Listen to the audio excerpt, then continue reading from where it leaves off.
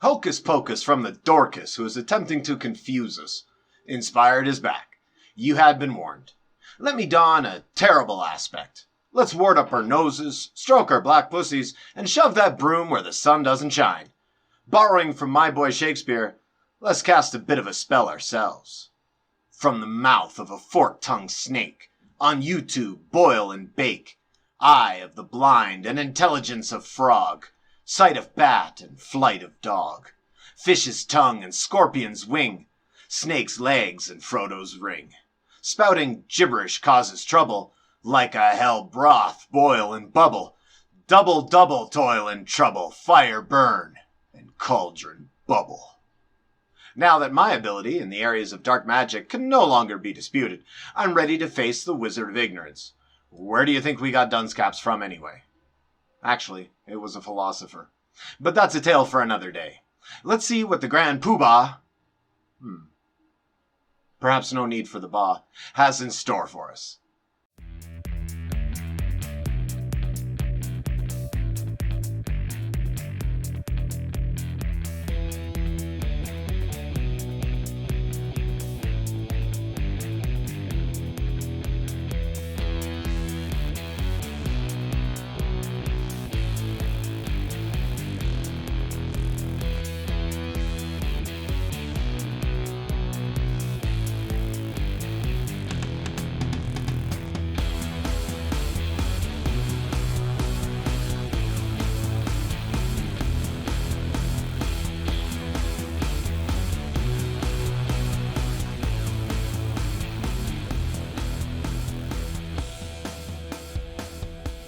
The only real advice I can offer in this regard is to suggest that people always stay true to themselves and lead by example in all that you do. Some very good advice there, in a very general sense. Personally, I think I would prefer it if serial killers rather tried to change a bit. Pederasts, rapers, those who physically abuse others and bully others, some people could probably change in some ways. A bit. But largely, yes, you be you. And also, yeah, lead by example. Some very good advice. Don't ask others to do what you will not. Did I choose the wrong video here? What's going on? Don't expect the people around you to wake up. Holy crap! Are they all gonna die? Just show what a bright light you can be because you are awake. But don't have any stake in the outcome of your actions. Don't expect people to get it. Do you guys go to group meetings for this gibberish, or is this Eckhart's mind virus at work? You're attempting to explain some notion by using metaphor. That is not how explanations work. Explanations use simpler concepts that are understood to come to a more complex understanding, which is the concept we're trying to explain. Instead, you say, be a bright light, and you are awake. When you say be a bright light, I would guess we are not saying I should blind others, nor illuminate their immediate surroundings, nor that I should be a mass murderer of moths. I would guess you mean something like be a beacon which others can look towards. The problem with this is subjectivity. Lots of people throughout history sought to be a beacon for others to look towards, from Genghis Khan all the way to Putin. You also mentioned being awake. I would guess you do not mean as opposed to sleep. So again, what are we saying? Be aware of what is happening around you. This is the literal definition of consciousness. The consequence of using the word awake as opposed to the word consciousness is to group people with you, and in so doing, also group others apart from you.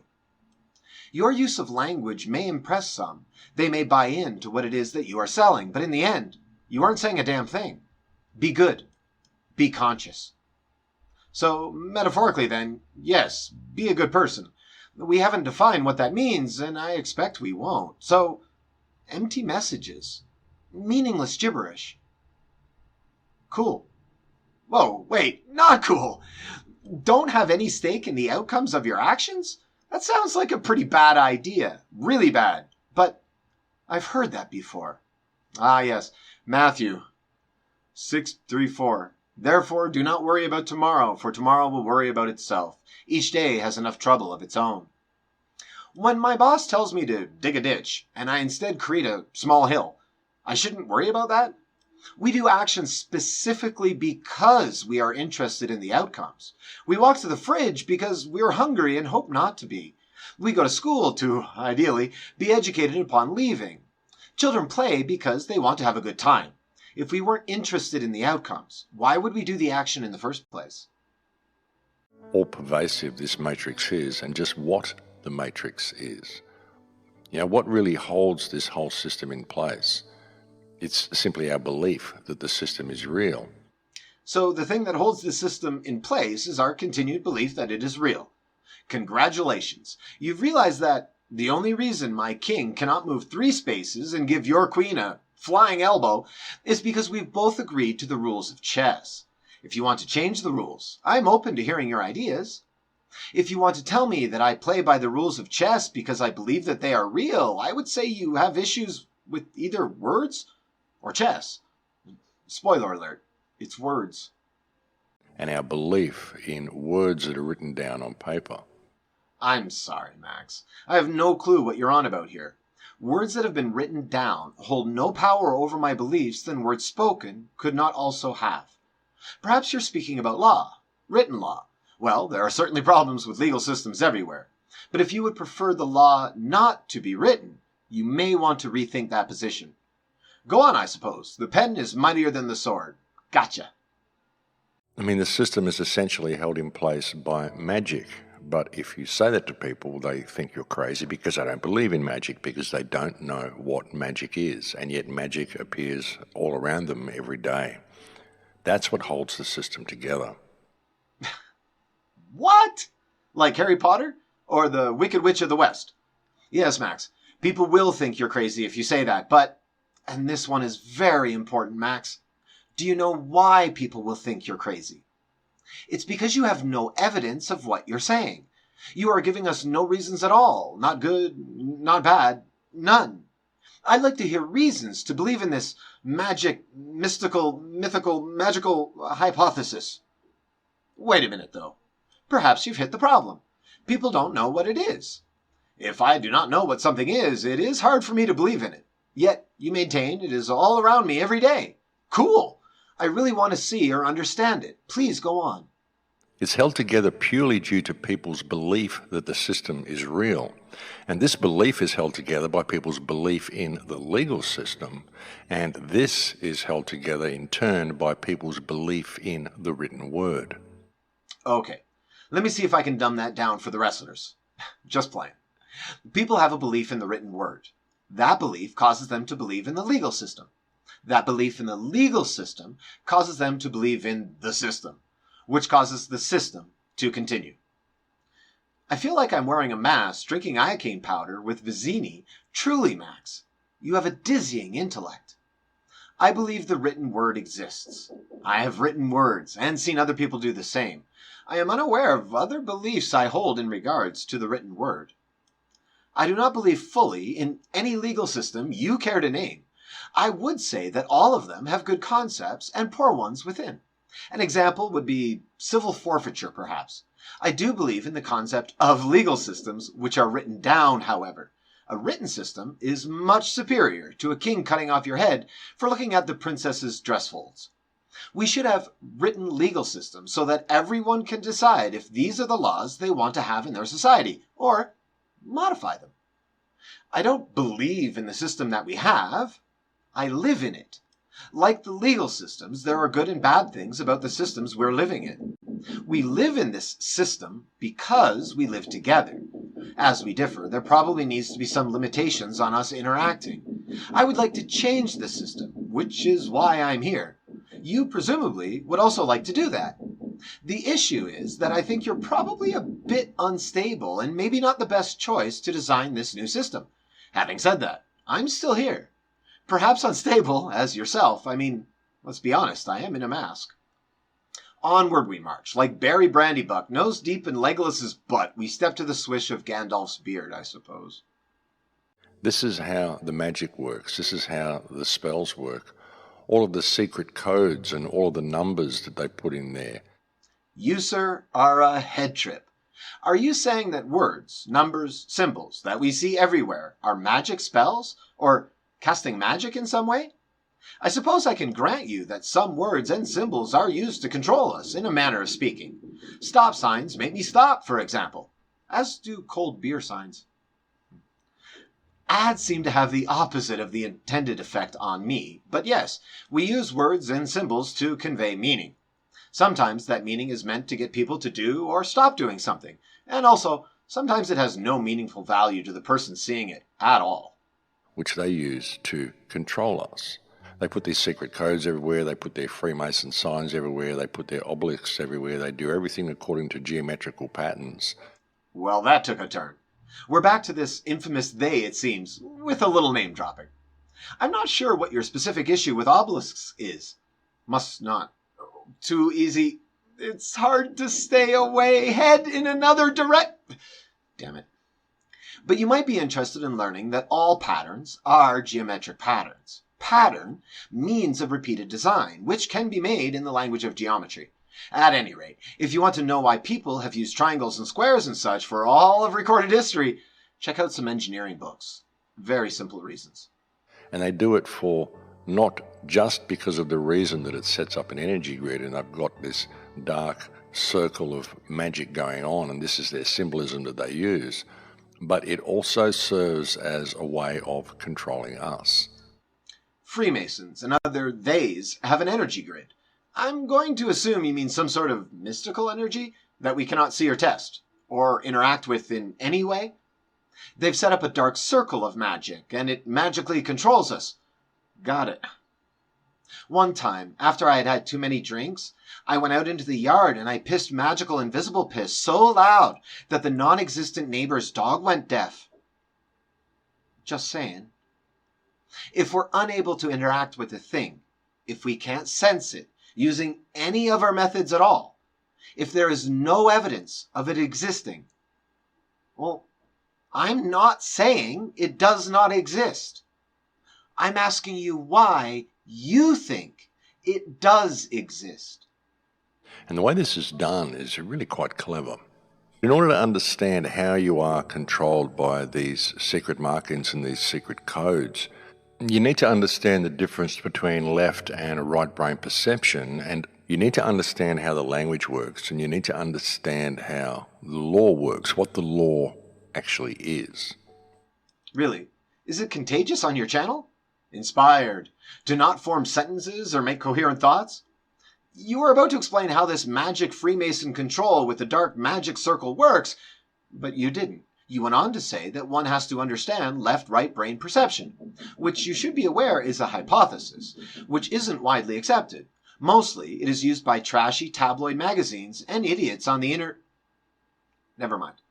Then you said I need to understand how language works. And finally, I need to understand how law works. Max, research the left versus right brain studies and ideas. You will find that, just like the rest of us, you, in fact, do not know exactly how perception works. It is a fascinating topic. In particular, to what seems to be your interest, I would suggest split brain studies. Link in the description to get you started. Understand how language works. Check. Understand how law works. Check. But I'm still waiting to understand how this control works. Please go on. There are two types of law on Earth. There's natural law and there's man-made law. I can deal with that. Natural law, such as the laws of physics. Man-made law, such as thou shalt not covet thy neighbor's ass. Goat. If we do refer to natural law as being the law of the light, i.e. white law, then we see that man-made law is the law of the dark, i.e. black law. I'm not saying a damn thing. Dig that hole, Tiger. I'll sit here and have a beer. Why do you think they call the legal book Black's Law? Good question. How could I find out? Who could I ask? Oh, wait, I got it. I could use the internet.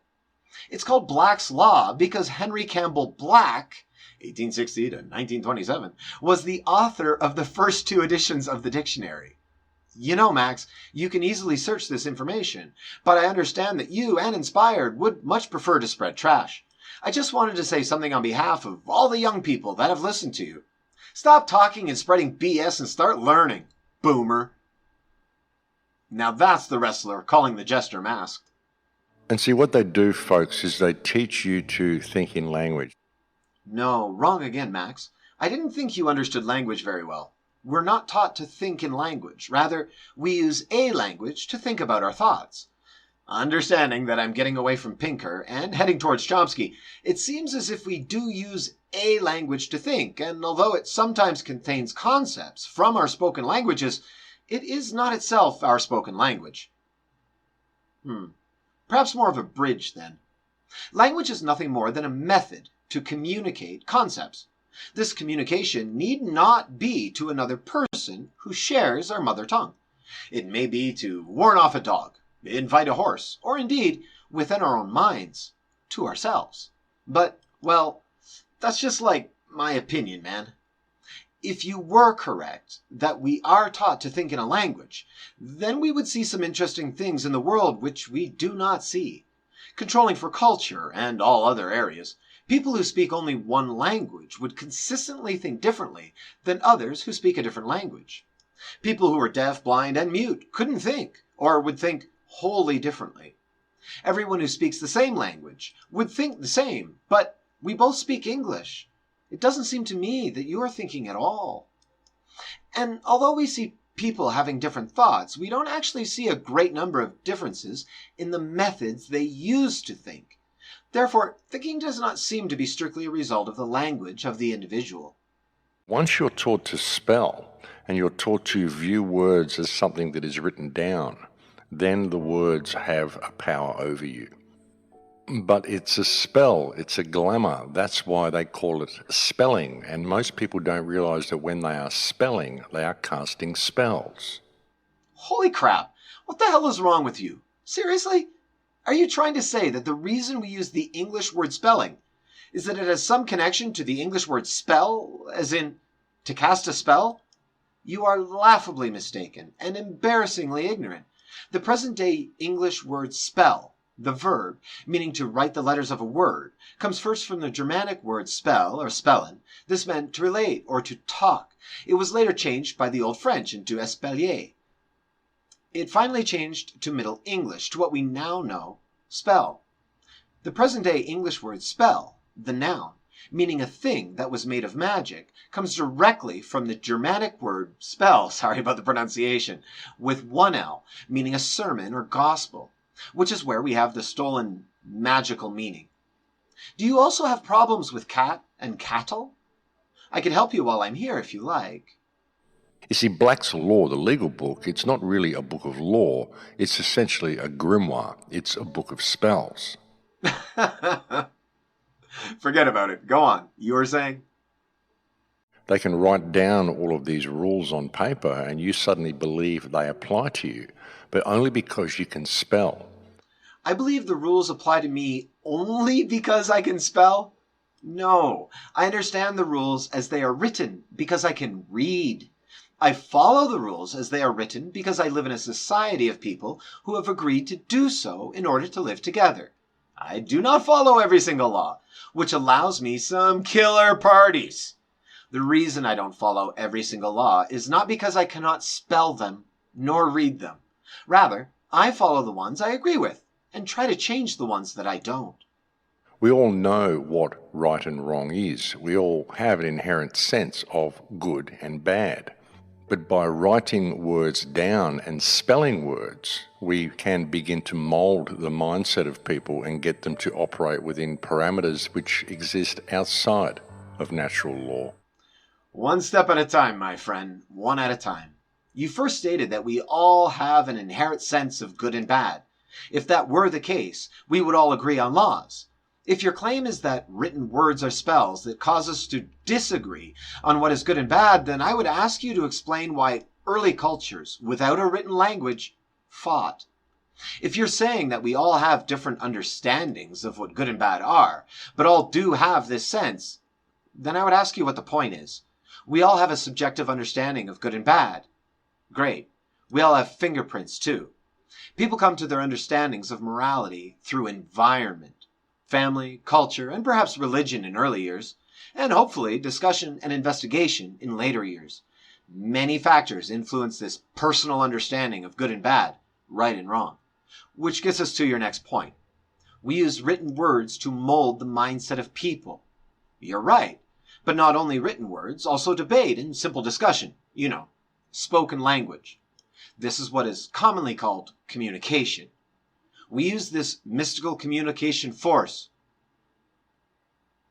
which is actually us arguing for communism, due to the COMMUNI similarity, to relay information.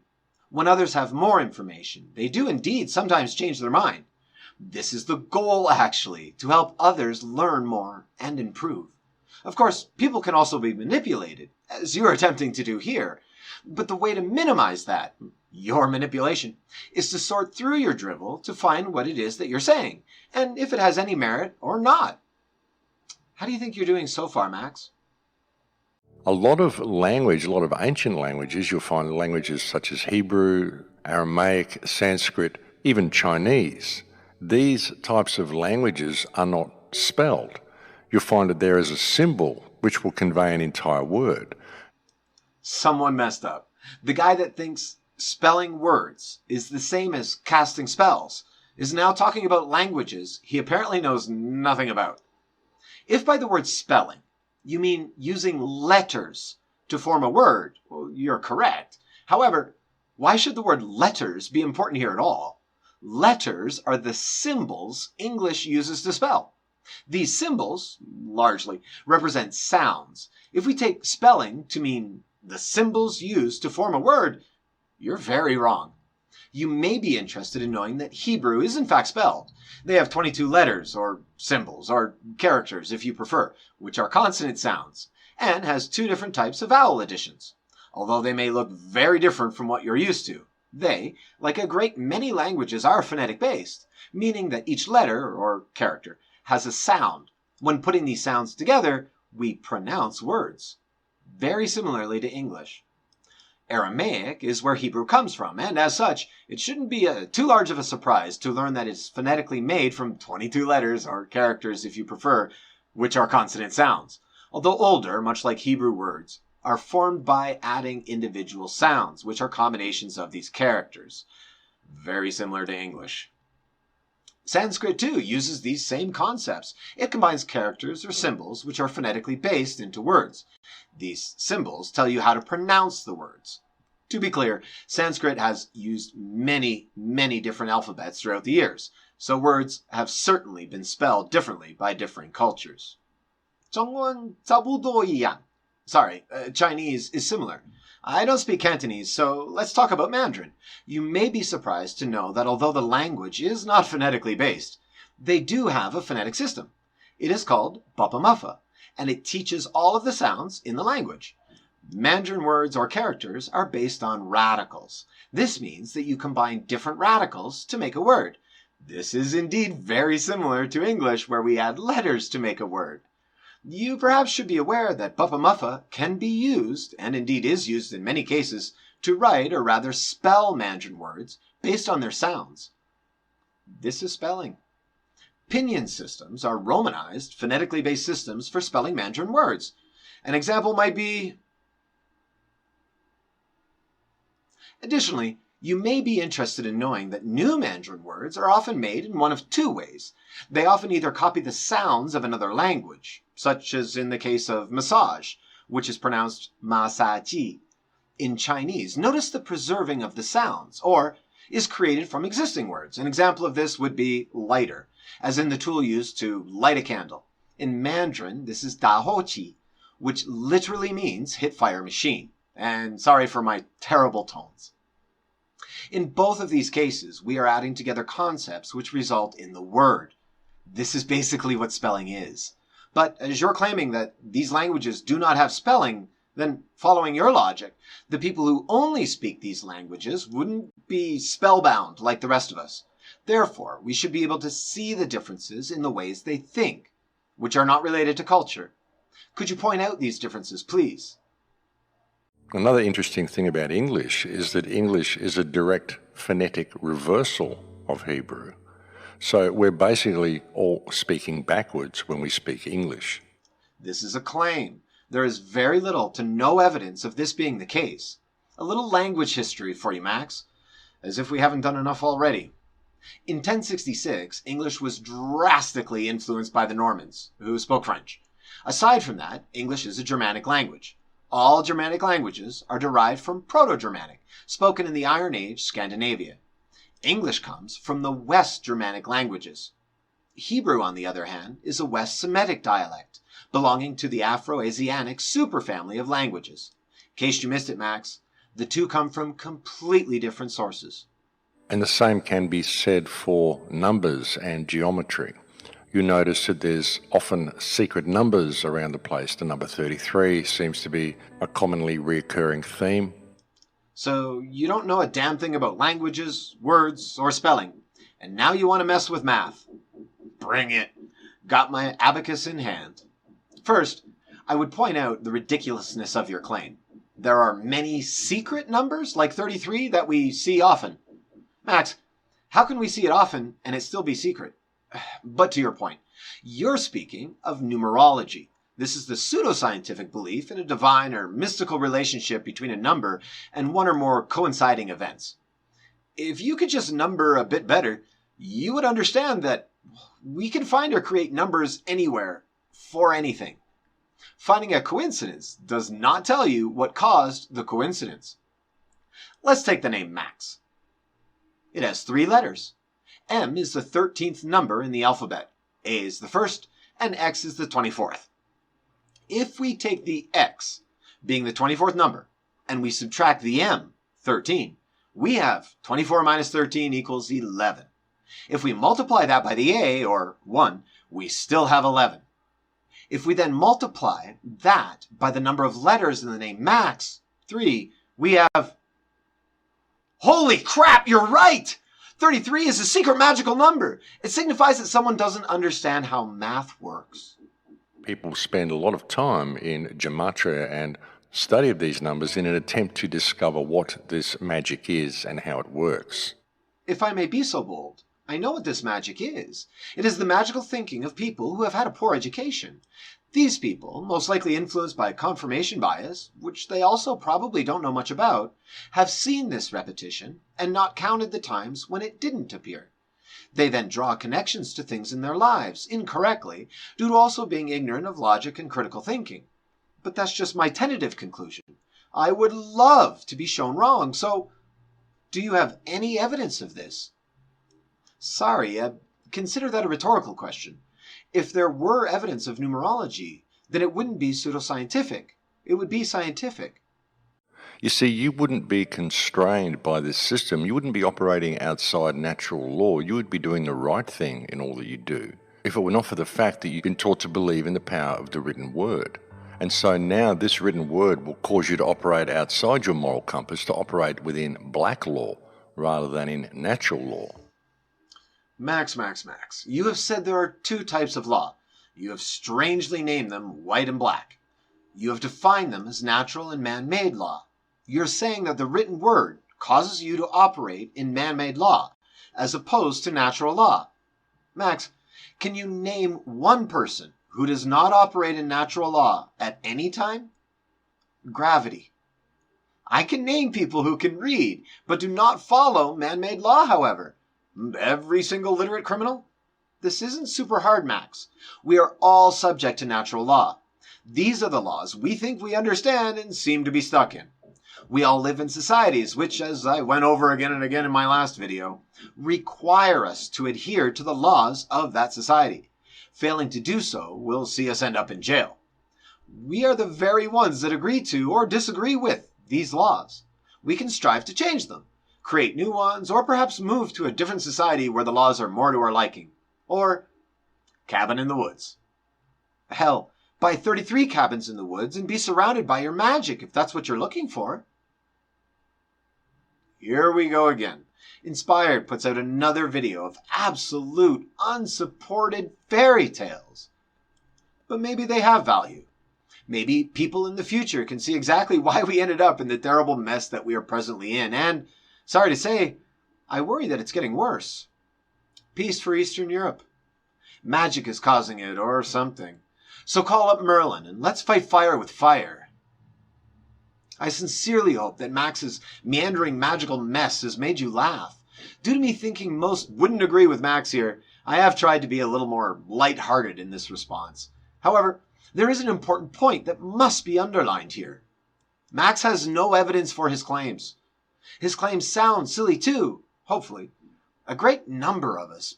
None of us are perfect, aside from Angelina, of course. So then, if we don't want to sound as silly as Max here, we do have to ask ourselves a question. How many things do I believe for which there is no decent evidence? Of course, if you aren't interested in the truth, you do you. But it is Max that says this best, so let's let him have the last word. You're not paying attention to your surroundings and you're not operating in natural law. You're not doing the right thing in all you do. You're not dealing with the situation because you're too busy going down the rabbit hole to find out what the magic is. And that is the magic. The magic is the fact that you are now distracted and your head is down this rabbit hole and you're not dealing with your surroundings.